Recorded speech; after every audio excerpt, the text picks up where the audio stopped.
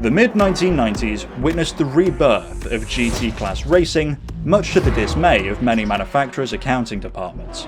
In a bid to keep manufacturers and viewers happy, Japan's JGTC decided to reinvent what it meant to race Gran Turismo.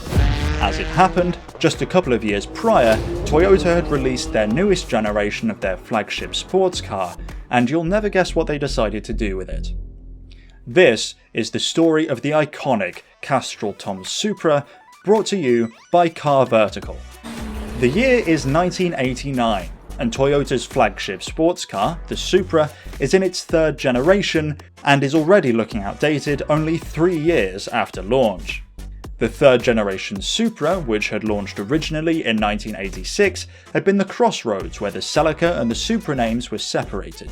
The Celica became a more approachable everyday front-wheel drive car, while the Supra took the mantle of performance, remaining rear-wheel drive and being offered with sportier engines to keep racing and tuning enthusiasts happy. But the Mark III Supra was missing an ingredient important to sports car success: a good racing pedigree.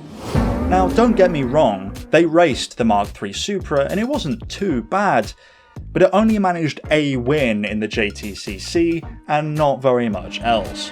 To compound the disappointment, the relatively new car already looked kind of outdated by the dawn of the 90s. So Toyota took the opportunity to solve all of the above with a new program called A80. Designed from the ground up to be a modern, fast, enthusiast car, Project A80 would go on to become the badge-defining Mark IV Supra. Progress was steady on the project, with prototypes being completed in early 1991 before the car went into production in May of 1993. Available with either a naturally aspirated or twin-turbocharged variant of Toyota's famous 2JZ 3-litre inline 6-cylinder engine, the road car certainly delivered on the promise of an enthusiast sports car. They were pretty good out of the box, but Toyota's 2JZ engine was known to be a tuner's dream, and many owners ran their cars with far more than the factory 276 brake horsepower without a single problem. Toyota weren't going to let their customers have all the fun though. The new Mark IV Supra served a dual purpose: they were going to take it racing too. Hopefully with better outcomes than whoever took this Supra out for a spin. Thanks to Car Vertical, you can check to see if your car or one you want to buy has been crashed, stolen, or misrepresented by a seller. This Supra would appear as having been written off, but it's not always clear what that really means. This one clearly needed more than Bondo and a buff. Car Vertical can show you the hidden history of a car and help you potentially avoid huge bills on a car you don't know the full story of. By going to the link in the description, you can get 10% off a vehicle history check, or you can use the discount code automobilistic. Thanks to Car Vertical for sponsoring this video, and now back to the story of the Castrol TOM'S Supra. 1992 had witnessed the sharp decline of Group C sports car racing, not just in the World Sports Car Championship, but also in the All Japan Sports Car Championship too. The cost to compete was prohibitive, and by the early 90s so many manufacturers had left the sport that it was barely a sport at all anymore. Equally troubled was the Japanese Touring Car Championship, which due to the total domination of Nissan's R32 Skyline GTR had effectively become a one-make series, with everyone simply choosing to race the fastest car in their own livery. The time was right for a new racing series, and so the All Japan Grand Touring Car Championship, or JGTC, was born. The hope was to control cost and performance much more stringently, to keep costs down and keep viewers entertained. The first year, 1993, wasn't really a proper racing series, with no manufacturer's title and only a driver's title up for grabs. Masahiko Kageyama won driving a Nissan Skyline GTR. For 1994 and 1995, the championship adopted the GT1/GT2 rule set. 1994 was nothing new, with Calsonic Racing winning with an R32 Skyline GTR. Much to the dismay of rulemakers, I would assume. And happiness wouldn't find them the following year either, as Nissan won yet again, this time with an R33 Skyline GTR. The costs had already begun to spiral under the GT1 rules, and the competition wasn't particularly new or exciting, and so the decision was taken that for 1996, the the rules would be overhauled completely. Replacing the GT1 class would be the new GT500 class, and replacing the GT2 class would be the new GT300 class. The idea was simple enough. The cars would be heavily restricted to 500 and 300 brake horsepower. I'll let you decide which is which. With the stated goal of entertaining fans, the regulations included powerful balance of performance regulations, which would see race-winning cars given additional ballast to try and keep the racing close and the fans entertained. BOP has always been and will always be controversial, but the fans were bored, the teams were broke, something needed to change. Toyota had first entered their new Supra into the JGTC in 1994, a couple of years before the rule changes.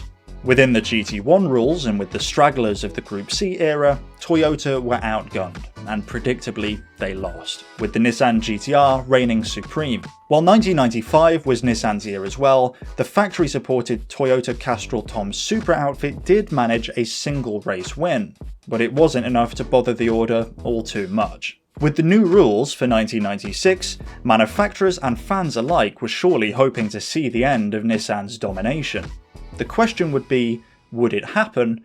And if so, by whose hand? Spoiler alert, it wasn't Toyota. Team Go, armed with a set of McLaren F1 GTRs, dominated the season, winning 4 out of the 6 races to decisively take championship victory. Unfortunately for the team, this incurred the wrath of regulators, who imposed a slew of heavy performance penalties on the car for the following year. The team rejected the proposal, and instead chose simply not to compete, feeling the penalties were too punitive. This was a statement of intent by the regulatory body that their goal was to entertain viewers regardless of what the manufacturers felt or thought. They were willing to lose manufacturers to stick to that goal. Toyota Castrol Team Karumo had won a single race at Sendai in 1996, but with the reigning champion out of the picture, who would take the top spot in 1997? Toyota chose to take advantage of the GT500 class's engine regulations that allowed manufacturers to use any engine they already had in production so long as it could be made to meet the brake horsepower limit. Unlike other manufacturers who opted to use tuned versions of their spicy road car engines, Toyota chose instead to take the engine out of their WRC Corolla. This is in spite of the fact that the 3JZ engine in the road car was well renowned as one of the best tuning engines on the planet. It was a bold move, but the engine had proved fast in WRC. There was only one way to tell whether or not they'd made the right call. A handful of teams were running Supras, but the only two with a real shot were the factory-backed teams. The first was the Toyota Castrol team, run and managed by racing team and tuning parts manufacturer Tachi Oiwa Motorsport, or TOMS for short. The second was Toyota team Denso Sard, bearing the abbreviated name of rival racing team and tuning parts manufacturer Sigma Advanced Racing Development. Race 1 at Suzuka Circuit and TOMS take pole position, only for Nismo to win the race after the number 36 Supra suffered an engine failure. Unfortunate, but it proved the Supra had pace. Race 2 at Fuji Speedway, and again the TOM'S Supra takes pole position, only to be snubbed yet again, only managing a 3rd place finish and losing to the rival Supra of Sard. The fight was on. Race 3 at Sendai Highland Raceway, and once again the blistering 1-lap pace of the TOM'S Supra put the car in pole position. This time they were able to capitalise on it and managed to win the race, their first race of the season so far. It looked like Toyota had done a pretty good job on the Supra, and the question shifted from which car would win the championship to which Supra would win the championship. TOMS and Sard were both tuning parts manufacturers heavily involved in Toyota. They were competition in every sense. Who would reign supreme? Race 4 and back at Fuji Speedway, TOMS again claimed pole position, only to be outshone on race day by Sard yet again.